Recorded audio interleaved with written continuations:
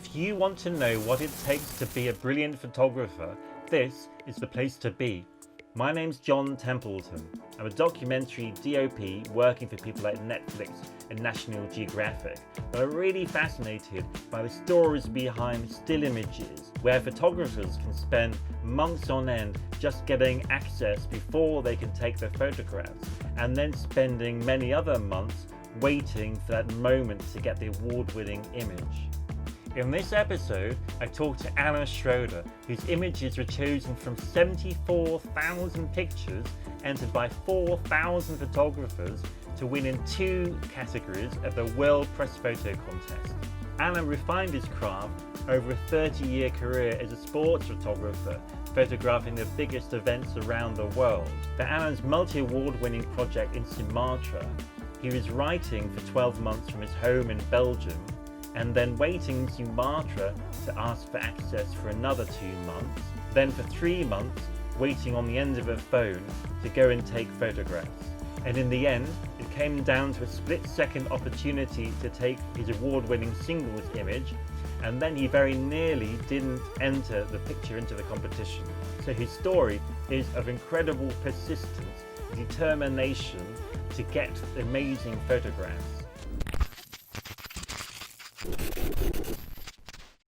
I was reading about for the pictures in Indonesia with the orangutans that you spent a very long time. It really amazed me how long you spent to get to that position.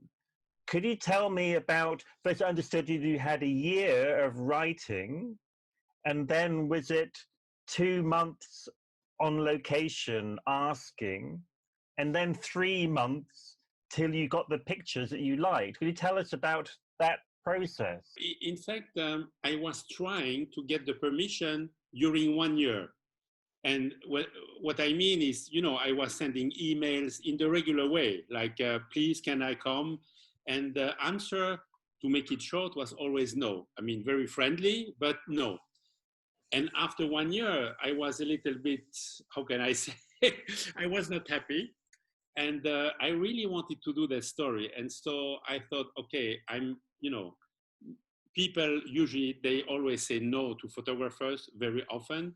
And I know that if you go on the site, there is a chance that you can, arrange things and make it happen. And so I decided to go to Sumatra in Indonesia.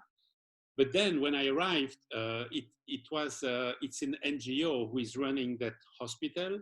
And again, make it short, it was no. You cannot have access to the director. There is no way. I'm sorry. Very friendly, politely, but no. I was in the city of Medan. This is the place of the NGO. They have their office there. And so 2 months, I couldn't get access to the director to explain really what I wanted to do, etc. And Medan is not, it's a big city, but there are not so many expats and not so many like cafes or restaurants where you can see them. And so, I don't know, one day I had like a vision. I saw a man of about 70 years old, and I thought, okay, this guy must know the director for some reason. I don't know why. And so I went to him and we spoke together, and he said, yeah, of course, I know Ian very well. It's a friend. And so I said, listen, I'm a photographer. I'm a serious guy. I'm working for National Geographic. They accept to print the story. So can you help me to get access to him, explain what I want to do? And then, of course, if he says no, then there is nothing else to do. And he said, yeah, okay, I'm going to talk to him. And now I make it short. A few days later, the guy called me and he said, hey, Alain, how are you? It's Ian. So I heard that you are interested to make some pictures, so we can meet, and as you say, the rest is history. After that, he became a very good friend. But and the reason why he stopped me is because they don't want, in fact, to have too many photographers just coming to take a few pictures of orangutan. They want serious guys. And I had no personal recommendation in the beginning. So that's why he said, okay, no. That's amazingly persistent. Kind of everybody else, I can't imagine carrying on for so long. But you say the word persistent. Yes. When I met him over a few beers, because he's from the UK, Right. he said, well, I'm not going to say it, but he said, he was like this: you are FUC, you understand, persistent, and I like you, and you are working with us now. Fantastic. So Wow. the fact that I was persistent was very, he was very appreciative of that. So it's a good thing. So you're photographing them for 3 months. At what point did you take this picture? Was it after 3 months? Or? The story then of the story is that during the first 2 months, when I was trying to get access to that NGO, at the same time, I tried to have access to another NGO who is saving orangutans who are lost in the jungle. So that's different, because the one where I could not work in the beginning, they are concentrating on, let's say it's a kind of hospital, a clinic for orangutan. So the first NGO is saving them in the jungle.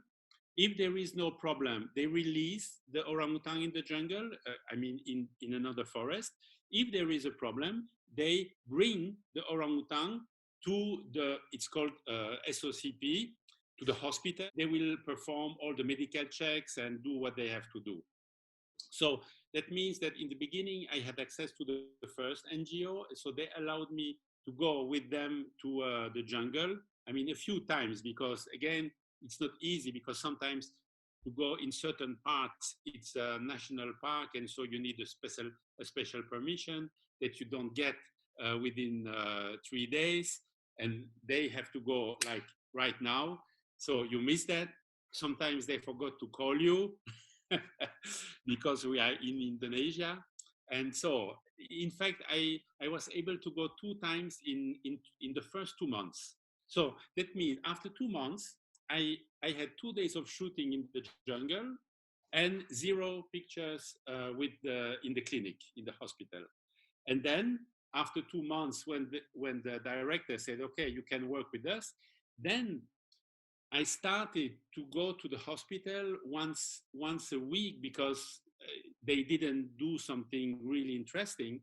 And in the beginning, they were mostly dealing with baby orangutans. So I had pictures of, let's say, small babies or 2-3 years old orangutan, which are really not very big. So it's not really impressive. Okay, it's okay. I was happy, but not totally happy. And then I'm coming to the picture, don't worry. Then one day I got a call at, I think it was 11 o'clock in the evening, PM, from the NGO who's saving orangutans. And they said, listen, Alain, we are leaving in half an hour. Can you come? Because we have to save an orangutan 10 hours drive from here. So we will drive the whole night. Do you want to come? And I said, yeah, okay, I'm coming. So we drove there, and we had to rescue an orangutan that, they give names to orangutan, and they called that orangutan, female orangutan, Hope. And she was in a very bad condition. She was blind. She had the clavicula broken, and she had a baby with her. And the baby was alive. And, the process is that we have like a sniper who is shooting at the orangutan with a dart, with a sedative. And so after, let's say, 10-15 minutes, the orangutan will fall from the tree, and the people will catch the orangutan and then perform the medical check. And so at the time when Hope was falling on the ground, the baby was still alive. I have pictures of the baby alive, and the baby was a little bit scared, but alive. And again, now to make it short, they made a medical check on Hope. As I said, very bad condition. So they decided, okay, we have to leave now and go to the hospital immediately with the baby still alive. And then for some reason that I don't know, a few hours later, so we were driving in our van, and at one moment we checked. I mean, the guys, they checked if everything was okay, and they realized that the baby was not with us anymore. So they were trying to, I think it's the right word in English, to revive the baby, Yes. but Yes. let's say, but it was not working. So finally, the baby was dead, and the picture which won first prize single, it's the moment where finally, they try to save the baby. So I have many pictures of that. But finally, okay, the baby was dead, and so they put the baby in like a surgical wrap, and so the guy was about to put it on the baby, and so I got a few pictures at that moment. And when you took the picture, did you have a feeling that it was one of the best pictures that you had? No, not yet. I mean, of course, I had a feeling it was interesting. I mean, strong. But it was really the start of my story because, remember, I had almost nothing for the last 2 months. And so that day, I had the rescue of Hope. Now I have the baby who died in the car. And okay, so that was the beginning of the story. I had as you know, I won the series Nature and Pictures. I had none of yet at that point. You see, so I didn't know that it could be the best single, and that it was too early. I just knew that it was interesting, and finally it was starting. But at that point, it was still the very beginning of the story, and but the days after that rescue were really interesting because, okay, the baby died, so that's one thing. But we brought the mother to the hospital, and the mother was in a very bad condition. And so they had to call a surgeon from Switzerland. So the guy was flying from Switzerland to Indonesia to to make that surgical operation because they couldn't do it themselves, and so that was good pictures. And then after the operation, there is one picture in the series. They put the orangutan in like a low cage because the clavicula was, broken. So they didn't want the orangutan to be like this. So the cage was very low, so the orangutan could not move on purpose. And so I took a picture, and they put a pink pillow, white sheets, and a pink pillow like a bed. And I've never seen something like that in my life, even other photographers. And so I took the picture, which is in the series. And at that point, I started to feel that the story was evolving in a good way. And then the next few days, in the beginning, as I said, I had only like baby or small orangutans. But those guys, I mean, the hospital people, they have cages with big males which have problems. I mean, they are blind, or some of them, for some reason, cannot go back to the wild, so they are kept in cages. Now that NGO is building like islands in the jungle where they will be not released, but they will be like outside. But okay, at that time they were in cages, like big orangutans, like big heads, like twice my head, like this. And because I was with the people all the time, they said, oh, every 6 months we perform like a routine medical check. And I said, okay, when are you going to do it with uh, the big males? And they say, oh, in a few weeks we will do that. And so that was again like a key a key moment, because I thought, okay, if I have the picture of those big males in comparison with the vets and the keepers, it could be really interesting. And so in the series, again, you have one picture where how do you say that, they, with the stethoscope, they check the heart of the animal, but you see the head is twice as big as the head of the vets. Okay, so that was again really interesting. And then one orangutan in a cage was had cancer, and unfortunately we were waiting for the doctor, for the surgeon to come. He came too late, so the orangutan died. But on those pictures, when the orangutan is in the cage, she is really like sick, and you can connect with her. Like, it's almost like a human. It's part of the series.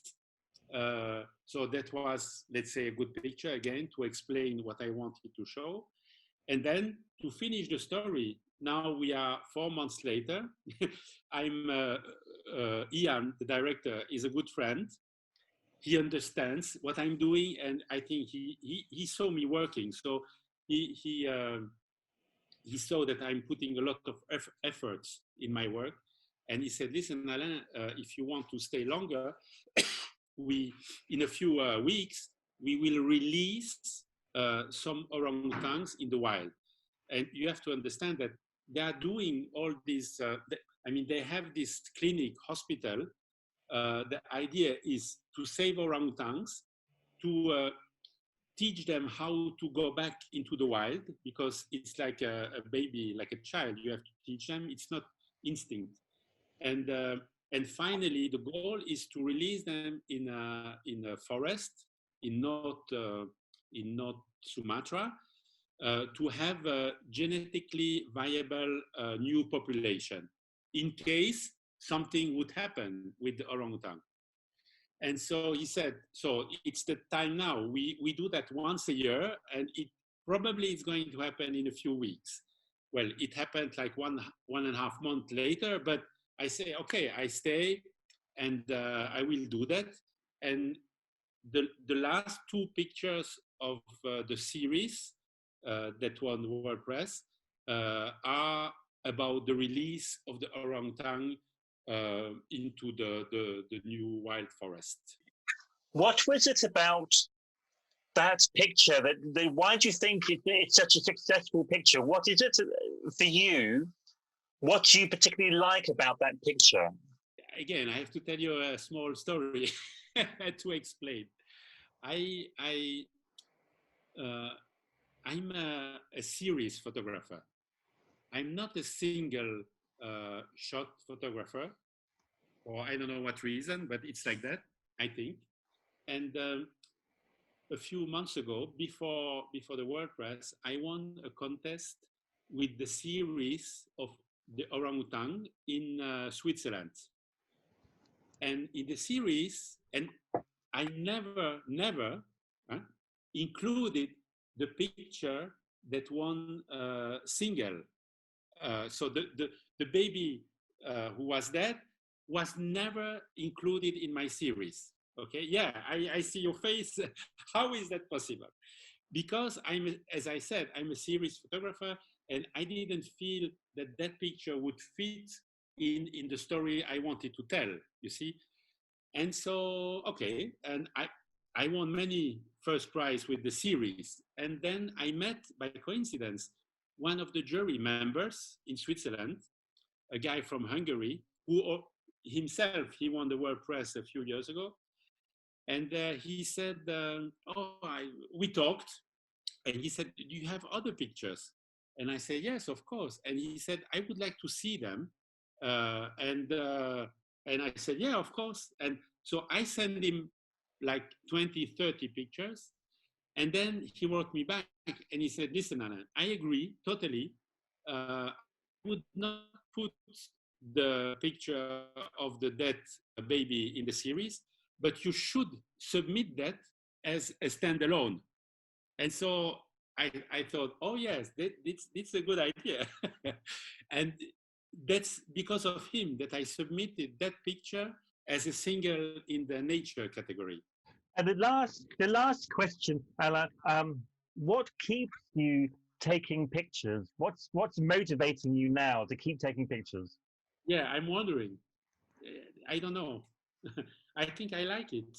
It's and especially because I can really do what I want and go deeper. Like the story I'm doing now in Kyrgyzstan, I could have stopped after a few days, but I know that I can make some really good pictures. So I keep doing it because I'm waiting. I will come back in this country in a few months, and I know already why. You're asking me, do you see the pictures? Yes, I see something that had not happened yet, but could happen if I come back, and so I will come back. So because I want these pictures in my series of 10, because I think it would be a great added value. So I will not stop till I don't think I would have the best 10 pictures of that story. I want to really thank Alain for sharing his insight into what it takes to be a brilliant photographer. It's clear that being unbelievably persistent and resilient, but also knowing when you've got the work and when you haven't got the work up to the right kind of quality. So I think there's a lot that I've certainly learned, and I hope that you have too. If you've enjoyed this conversation, please like and subscribe, but also let me know about other photographers that you'd like to hear from and the questions that you'd like asked. So thanks for watching Behind the Picture.